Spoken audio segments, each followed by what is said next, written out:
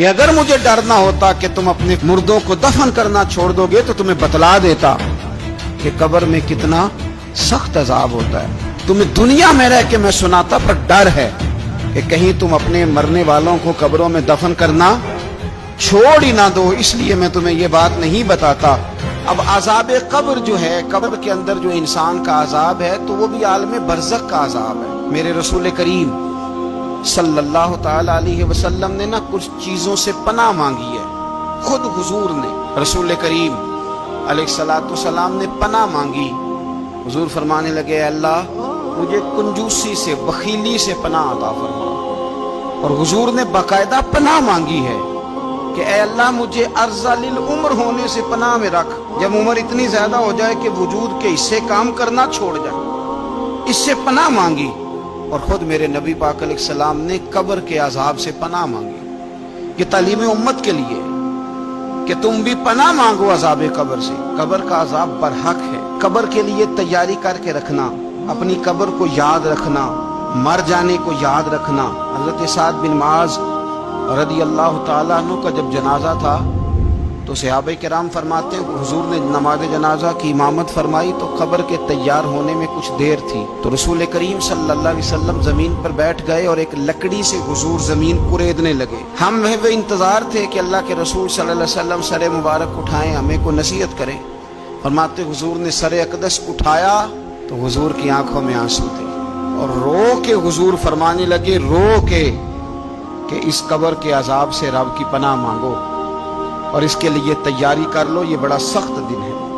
رو کے حضور نے فرمایا، رو کے۔ آج تو لوگ مذاق بناتے ہیں، کچھ فقیر صوفی درویش کہلانے والے بھی، وہ کہتے ہیں جو مولوی بتا رہے ہیں نا قبر میں بچھو ہوں گے، سانپ ہوں گے، یہ تو مولوی اپنی قبر بتا رہا ہے، ہمارا اس سے کیا لینا دینا ہے۔ خدا سے ڈرے۔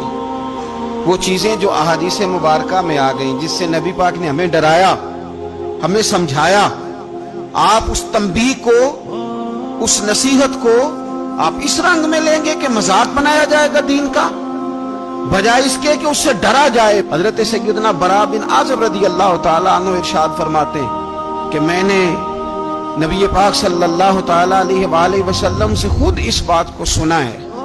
خود رسول کریم صلی اللہ علیہ وسلم نے فرمایا۔ حضرت زید بن ثابت رضی اللہ تعالیٰ عنہ بھی اس بات کے راوی ہیں، فرماتے ہم جا رہے تھے تو 5-6 قبریں تھی، تو حضور نے فرمایا کن کی قبریں؟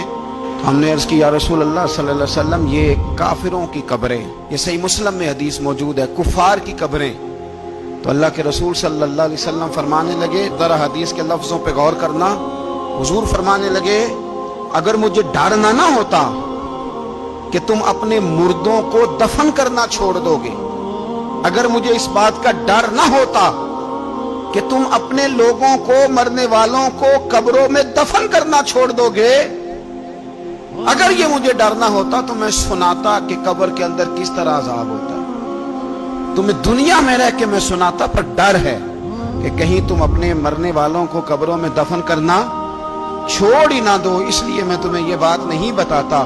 اور میرے رسول کریم صلی اللہ تعالی علیہ وآلہ وسلم نے پھر ارشاد فرمایا، اپنے غلاموں کی طرف نظر فرمائی، یہ بات کہہ کے کہ اگر مجھے ڈر نہ ہوتا کہ تم دفن کرنا چھوڑ دو گے تو تمہیں میں سنا دیتا کہ قبر میں کیا عذاب ہوتا ہے۔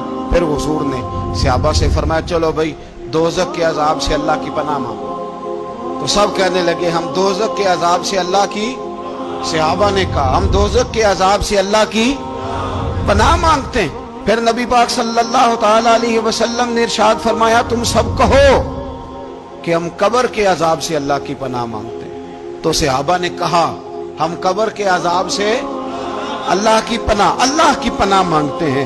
پھر میرے رسول پاک علیہ الصلوۃ والسلام نے فرمایا تم کہو، سارے یہ کہو کہ ہم ظاہری اور باطنی فتنوں سے اللہ کی پناہ مانگتے ہیں۔ تو صحابہ نے کہا کہ ہم ظاہری اور باطنی فتنوں سے اللہ کی پناہ مانگتے ہیں۔ پھر میرے محبوب علیہ السلام نے فرمایا تم کہو کہ ہم دجال کے فتنے سے اللہ کی پناہ مانگتے ہیں۔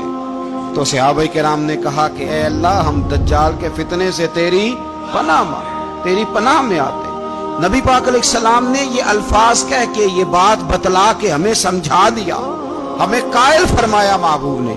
یاد رکھنا، اس بات کو اچھی طرح سمجھ لینا، کہ اگر مجھے ڈر نہ ہوتا کہ تم اپنے مردوں کو دفن کرنا چھوڑ دو گے تو تمہیں بتلا دیتا کہ قبر میں کتنا سخت عذاب ہوتا ہے. اپنے معاملات پر